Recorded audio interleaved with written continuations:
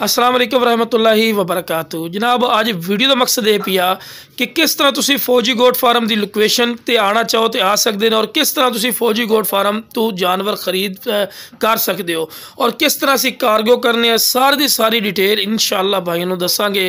तो video start करने तो पहले जनाब मेरी छोटी जी गुजारिश है कि जेडे मेरे दोस्त इस चैनल पर नवे ने मेरे चैनल फौजी गोट फार्म को सबसक्राइब कर लो और नाल ही बैल आइकन दबा दो कि इस तरह की प्यारी तो प्यारी वीडियो आसानी बिराम तक पहुँच सके। तो जनाब वीडियो का आगाज़ करते हैं। जनाब तुहानूं ये दसदे हैं कि अगर तुसी साडी लोकेशन ते आना चाहो, साडी लोकेशन लुडन शहर डिस्ट्रिक्ट विहाड़ी लुडन मेन अड्डे ते UBL बैंक और PSO पंप के सामने जनाब इत्थे तुसी आके वेख के अपने जानवर ले जा सकते हो।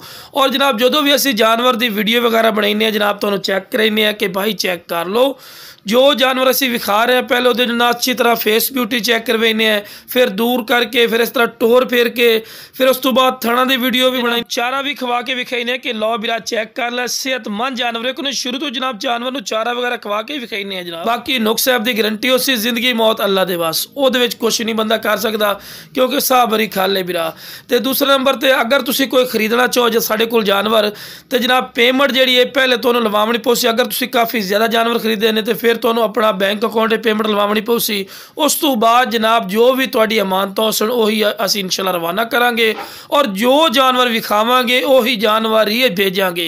ये नहीं कि अदली बदली होवे डबल पैसे जनाब वापसी देवांगे और जो भी चीज़ विखावांगे इंशाअल्लाह उही चीज़ होएगी।